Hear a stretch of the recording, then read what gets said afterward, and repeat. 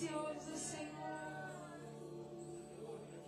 Tu és precioso, Senhor. Tu és precioso. Nós amamos a Tua presença, Jesus. Amamos a Tua presença, Senhor. Tu és precioso. Não acumulem para vocês tesouros na terra, onde a traça e a ferrugem destroem, e onde os ladrões arrombam e furtam. Mas acumulem para vocês tesouros nos céus, onde a traça e a ferrugem não destroem, e onde os ladrões não arrombam nem furtam. Pois onde estiver o seu tesouro, aí também estará o seu coração. Os olhos são a candeia do corpo. Se os seus olhos forem bons, todo o teu corpo será cheio de luz. Mas se os seus olhos forem maus, todo o teu corpo será cheio de trevas. Portanto, se a luz que está dentro de você são trevas, que tremendas trevas serão. Se aquilo que domina o seu coração são trevas, não é a luz da eternidade do reino de Deus. Se aquilo que rege a sua visão não é a luz da eternidade em Cristo Jesus, quão grandes trevas, em quão grandes trevas você está andando. É isso que diz a palavra do Senhor.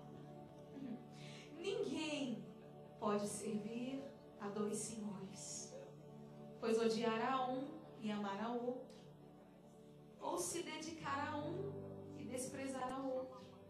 Vocês não podem servir a Deus e ao dinheiro. Portanto, eu lhes digo, não se preocupem com a sua própria vida, quanto ao que comer ou ao que beber, nem com o seu próprio corpo, quanto ao que vestir.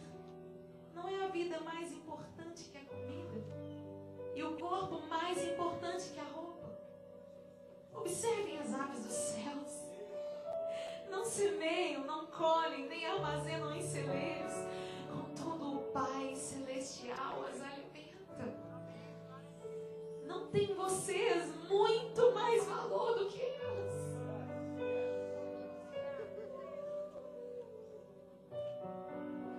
Quem de vocês, por mais que se preocupe, pode acrescentar uma hora que seja a sua vida?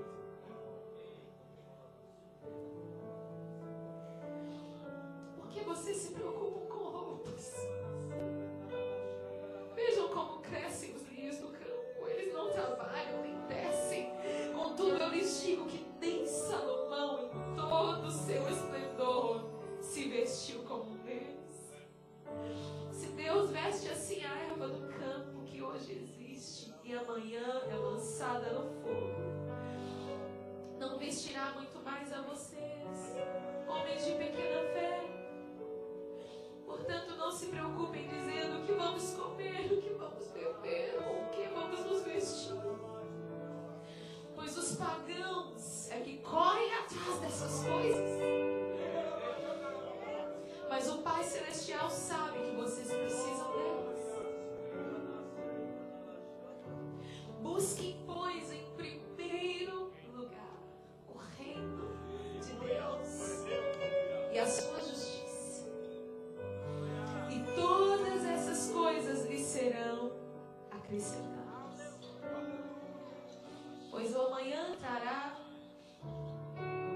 as suas próprias preocupações. Portanto, não se preocupem com amanhã. Basta cada dia o seu próprio mal.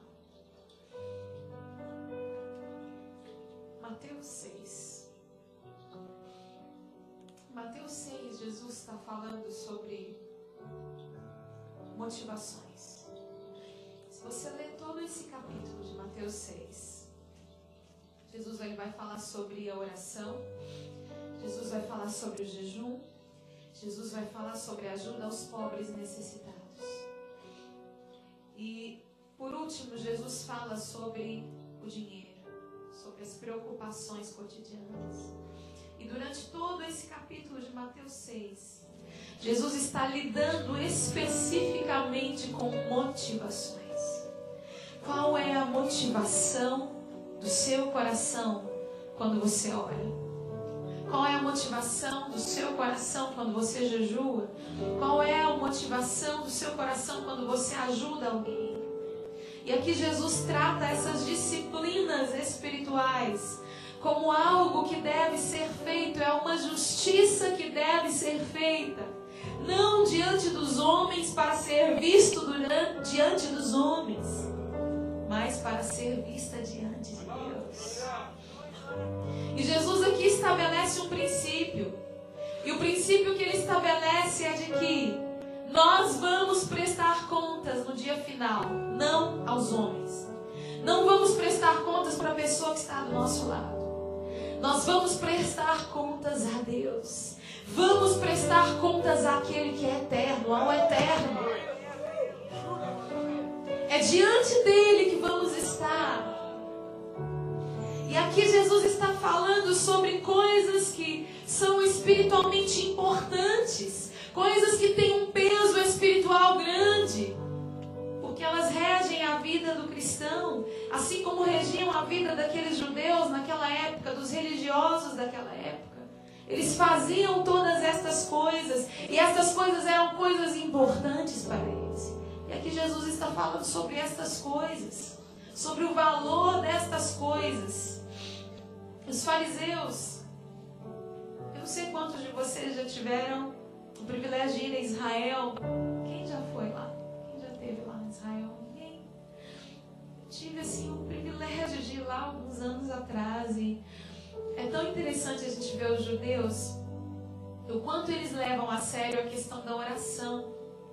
E se dá a horinha deles orarem, eles param o que eles estão fazendo, e aonde eles estiverem, onde eles estão, eles já começam né? Você lembra? Eles pegavam a Torá, né, o livrinho deles, são os 5 primeiros livros da lei lá do Velho Testamento. Eles pegam a Torá assim com as mãos, né, colocam, estão sempre com o véu, com aquele cachinho pendurado aqui, né? Quem já viu um judeu? Né? São interessantes, né?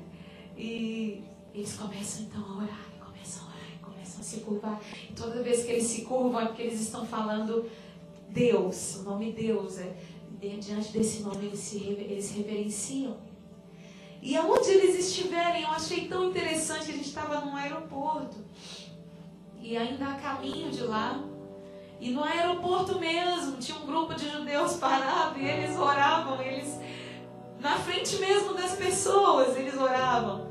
E nos dias de Jesus era a mesma coisa, era do mesmo jeito. E os fariseus, que eram os professores da lei, que eram aqueles que eram responsáveis por ensinar a lei para o povo, eles faziam questão de orar na frente das pessoas. E eles faziam questão de fazer isso bem alto. Então eles iam pro meio das praças, né? Eles iam pro meio das praças, iam para um lugar onde eles estivessem em evidência. E ali eles começavam a falar aquelas palavras veementes, né, a Deus. Mas na verdade eles não faziam isso porque eles queriam que Deus os ouvisse. Eles faziam isso porque eles queriam ser vistos pelas pessoas, né? E assim eles faziam jejum, né? Jesus disse que eles desfiguravam o rosto, né? Quando eles faziam jejum, desfiguravam o rosto para que as pessoas olha, ele está fazendo jejum, como ele é espiritual, como esse cara é crente, está fazendo jejum. Eles faziam questão de cumprir as disciplinas espirituais na frente das pessoas, para que as pessoas vissem. E Jesus disse para eles: já receberam o seu galardão, já receberam o seu prêmio. E qual foi o prêmio que receberam? O reconhecimento humano. E Jesus então ele trata em Mateus 6, depois você pode ler na sua casa, você vai ver isso muito bem. Mateus 6, Jesus trata sobre motivações. E ele trata sobre a visão que nós temos a respeito das coisas que fazemos e do porquê fazemos o que fazemos. E por último, Jesus encerra com chave de ouro, falando sobre o dinheiro. E ele diz, olha, não acumulem para vocês tesouros na terra. Não se preocupem em ficar guardando coisas para vocês aqui na terra. Não tenha como visão e como objetivo de vida arrecadar fundos para si mesmo, porque tudo vai passar. Tudo isso vai passar. E você vai prestar contas a Deus. Tiago fala uma coisa muito dura. Ele fala assim, ai de vocês ricos, porque as riquezas de vocês estão testemunhando contra vocês. Ai de vocês que ajuntam, e aquilo que vocês ajuntam está apodrecendo, e está testemunhando diante de Deus contra vocês. Ai de vocês. Duras, são palavras duras. E a palavra de Deus, ela nos confronta todo o tempo, gente. Todo o tempo. Essa carapuça entra em todo mundo. Ou é só em mim? Só eu que preciso muito de Jesus aqui? Essa carapuça te entra? Então fala para quem está do seu lado, essa carapuça entra em mim. Foi feita do meu formato. Tem formato, como diz um amigo meu, essa carapuça tem formato PMG. E GG também. Tem, né? Tem. Para todo mundo, todo tamanho. Não tem jeito. Né? Ninguém escapa. Ninguém escapa dessa. Porque é duro mesmo. A porta é estreita, é difícil, o negócio é complicado. Né? E a gente é muito facilmente engodado pelas coisas desse mundo, pelas prioridades desse século, por aquilo que as pessoas hoje dizem que é importante, que é símbolo de prestígio, que é símbolo de honra. Você tem que ter isso para ser legal, você tem que ter aquilo, você tem que fazer isso, fazer aquilo, você tem que ter uma determinada posição. Né? E muitas vezes não só isso, mas o culto à necessidade. Jesus fala sobre isso, sobre as preocupações da vida. Quando as preocupações da vida assumem um lugar de honra na nossa vida, nós também estamos cultuando Mamon. Quando as preocupações da vida, assumem o primeiro lugar na nossa vida, o primeiro lugar no nosso coração, o primeiro lugar nos nossos pensamentos, são as nossas necessidades. E quando essas coisas assumem esse lugar em nós, Jesus está dizendo aqui que nós estamos andando em trevas. E quão grandes trevas. E o fato é que essa geração é uma geração imediatista. É uma geração viciada no visual. É uma geração viciada naquilo que vê. Nós somos, às vezes, regidos por aquilo que nós vemos. A televisão dita a moda, dita o que nós precisamos ter. Muitas vezes a gente não precisa ter o que a gente tem, mas a gente quer ter porque alguém diz que a gente precisa ter.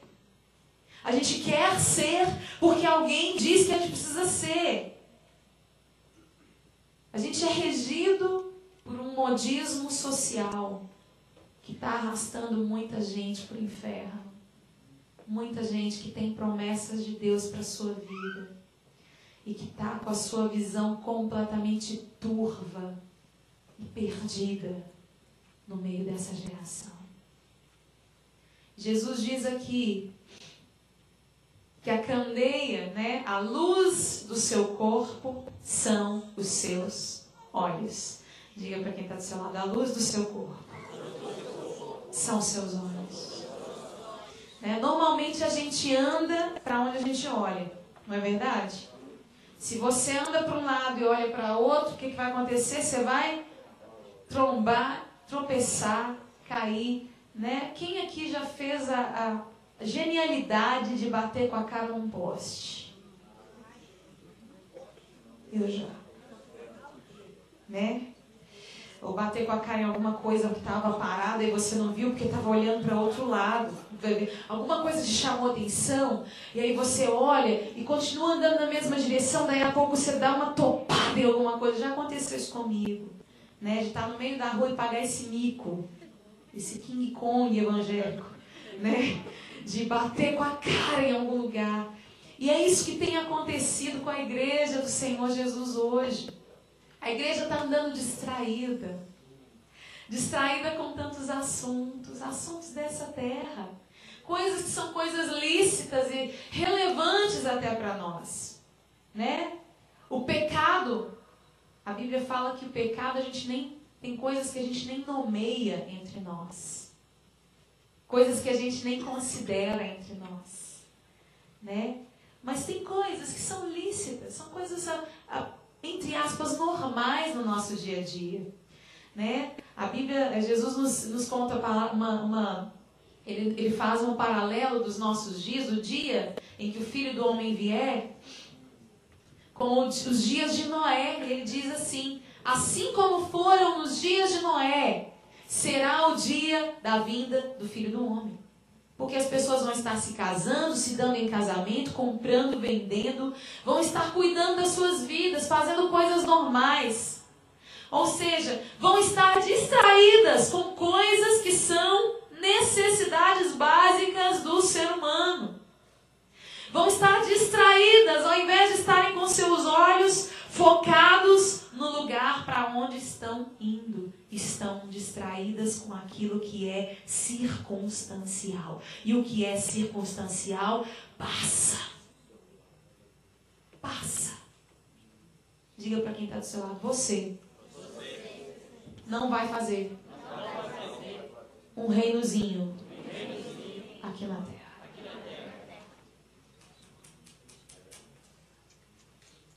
Você está caminhando. Diga para quem está do seu lado: você está caminhando para a eternidade. Aonde você vai passar a sua eternidade?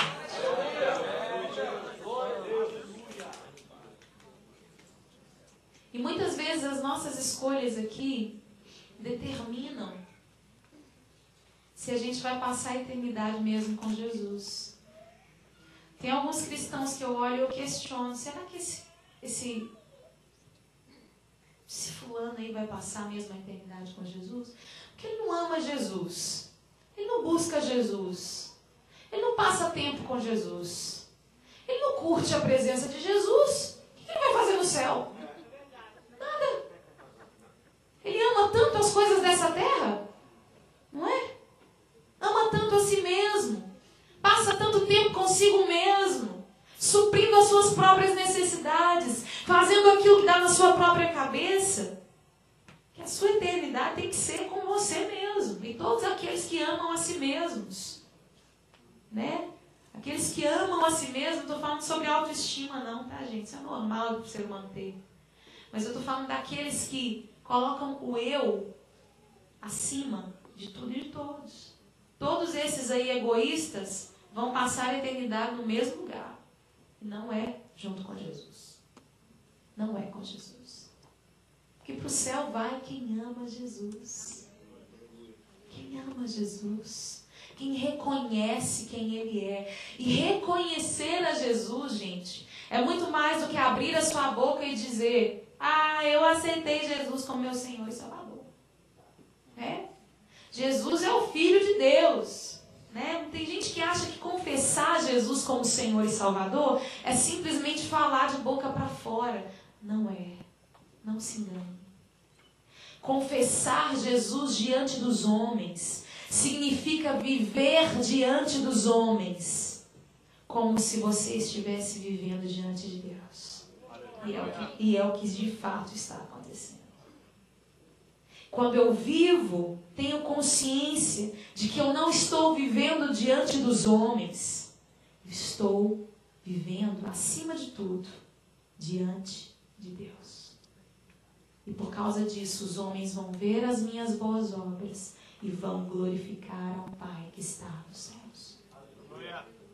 Mas tudo é fruto de uma visão focada. Precisamos ajustar o nosso foco. Diga foco. E foco é o que essa geração precisa. A geração de hoje, acho que nunca houve uma geração que fosse tão distraída com as coisas desse mundo, tão envolvida com as coisas dessa terra. Nunca houve uma geração que fosse tão absorvida por aquilo que é circunstancial, por aquilo que vai passar, e tão esquecida das coisas eternas. Hoje em dia a gente canta muito pouco. Eu me lembro, eu fui criada numa igreja evangélica, fui criada na igreja batista, para ser mais exata. E eu me lembro das canções que nós cantávamos na igreja batista, quando eu era pequena. E muitas dessas canções, e quando a gente olha mais para trás ainda, lá para as origens da igreja, a gente ouve canções que falam sobre a vinda de Jesus. E canções que anseiam, de corações de pessoas que anseiam pela vinda de Jesus. Anseiam pela presença dele, que querem muito estar com ele. E eu me lembro dessas canções e do quanto o Espírito Santo se manifestava enquanto cantávamos essas canções.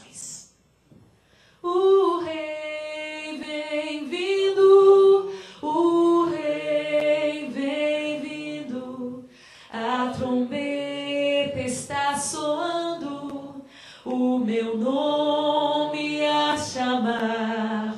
Uau! E aí a igreja, no dia do domingo, ao invés de ser uma celebração da presença e da glória de Deus, a glória que eu já venho com ela lá de casa, nutrindo dia após dia, alimentando dia após dia. Ao invés da igreja ser uma reunião para celebrar a glória e a presença, para ser uma explosão da glória de Deus, para atrair os perdidos, aqueles que ainda não conhecem a Jesus, ao invés disso, a igreja se torna meramente um pronto-socorro para atender os crentes que continuam feridos, simplesmente porque eles continuam cheios de si. Eles não sabem a quem estão cultuando. Pergunte para quem está do seu lado: a quem você está cultuando? Para quem é o culto? Sabe uma coisa? Quando a gente cultua Jesus, gente, a gente recebe de lambuja. Sabe? A gente recebe também. Lá no Velho Testamento, quando as pessoas iam oferecer sacrifícios, né? Quando se matavam bois e ovelhas, as famílias levavam ali os animais para serem sacrificados. E sabe, aqueles que iriam cultuar ao Senhor, existia um sacrifício do qual eles também comiam, eles também participavam. E hoje nós não matamos mais animais, nós não fazemos mais isso, mas nós entregamos as nossas vidas como sacrifício vivo, santo e agradável a Deus. Aleluia! E quando a gente entrega esse sacrifício a Deus, as nossas vidas, quando a gente cultua Ele, quando a nossa visão está ajustada em Jesus, sabe o que acontece? A presença dele se manifesta. E quando o calor da presença de Deus se manifesta, sabe as suas necessidades? Elas são satisfeitas, uma por uma. Aquilo que você está sonhando lá no seu coração, que às vezes você não falou para ninguém. A presença de Deus vem. Aquela cura que você precisa, ela vem. Quando a presença de Deus se manifesta, curas acontecem, milagres acontecem, maravilhas acontecem. Quando nós sabemos para onde estamos olhando. Buscai em primeiro lugar o reino de Deus e a sua justiça. O reino deste mundo vai passar, as coisas deste mundo vão passar, as vaidades deste mundo vão passar, os anseios deste mundo vão passar, o desejo da juventude vai passar. Mas aquele que tem os seus olhos firmes em Jesus e no seu reino não vai passar. Porque o reino de Jesus Cristo não vai passar. Ele vai permanecer por toda a eternidade. O reino de Deus permanece. Permanece. E eu creio que Estes são tempos em que Deus quer ajustar o nosso foco. Eu não sei por que você está aqui nos Estados Unidos. Deus sabe. E muitos de vocês há muito tempo perderam o foco, perderam a visão. E talvez você esteja caminhando em trevas por causa disso. É o que Jesus fala. Quando nós não temos uma visão fixa na eternidade em Cristo Jesus, nós estamos andando em trevas. Diga isso para quem está do seu lado. Se você não tem uma visão da eternidade, se você não tem o seu foco, os seus olhos na eternidade, você está caminhando em trevas. Você pode até achar que você está em luz porque você vem à igreja no domingo. Mas na verdade você está enganando a si mesmo e andando em trevas. Porque andar na luz significa saber a quem eu sirvo. Quando eu estou dividido entre dois senhores, entre as coisas dessa terra, entre os meus anseios, meus sonhos, entre o dinheiro e Deus, não tem como. É andar em trevas. E Deus tem nos chamado como igreja para caminharmos na luz de Cristo Jesus. Quem caminha na luz sabe para onde vai. Queria que você ficasse de pé onde você está.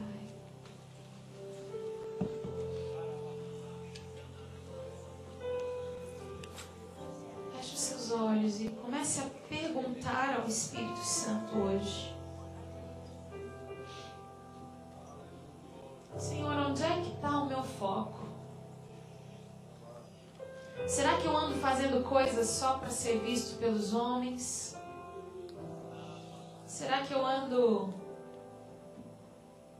sendo movido pelas minhas necessidades básicas ou pelas minhas vontades? Será que o meu Deus é o Senhor? Ou são as minhas necessidades, o meu querer? Espírito Santo, sonda o meu coração hoje. Sonda o meu coração, Senhor. Vê se há em mim algum caminho mau e guia-me pelo teu caminho eterno. Porque o teu caminho é eterno. Eterno. Guia-me pelo teu caminho, Senhor. Guia-me, Senhor. Tem uma canção que eu fiz há muitos anos atrás. Ela fala sobre um lugar no centro da vontade de Deus. Eu queria que a gente cantasse essa música. Não sei nem se você conhece, mas eu queria que você experimentasse essa canção, essa oração dentro de você.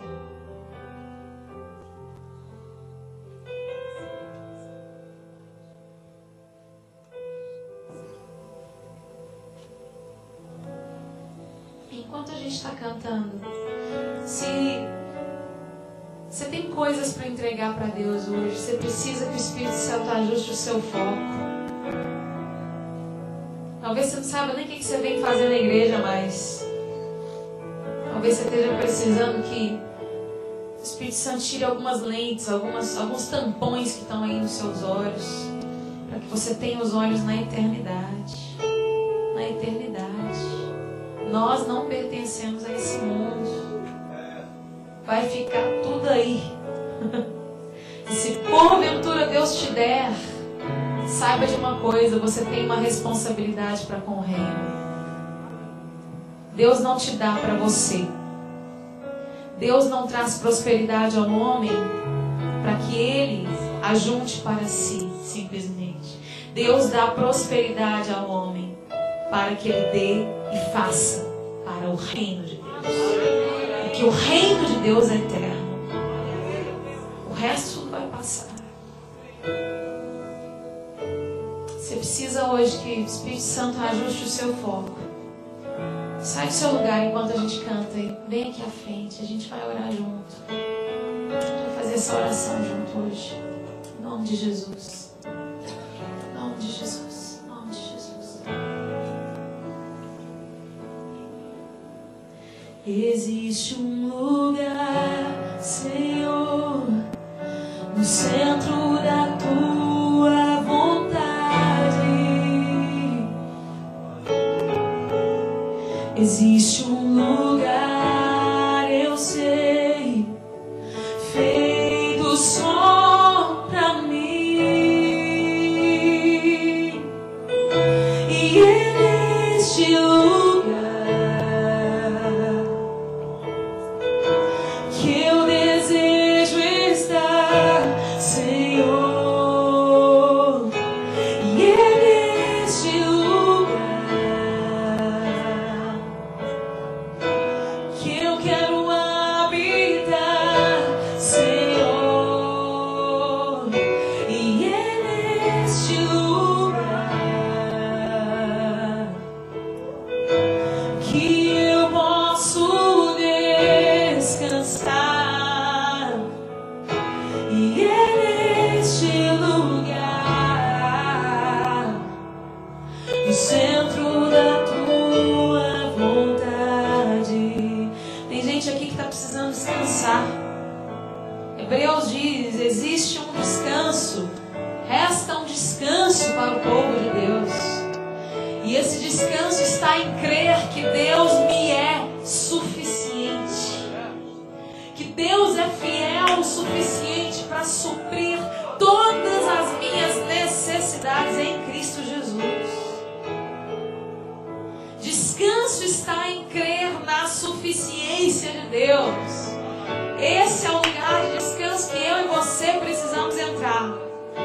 O descanso não é o spa para onde você vai depois de juntar dinheiro exaustivamente até o ano inteiro, para você ir no final do ano e descobrir que depois do spa você continua cansado.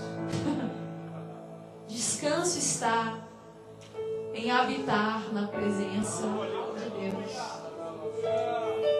em habitar em paz na presença de Deus e depender dele. Parar de depender da força do seu braço. Sai do seu lugar e vem aqui. Se você está precisando de descanso, entrar no lugar de descanso. Em nome de Jesus. Em nome de Jesus. Eu também estou aqui na frente. Essa carapuça me entra. Preciso entrar no descanso de Deus. Você também precisa. Sai do seu lugar e vem aqui à frente.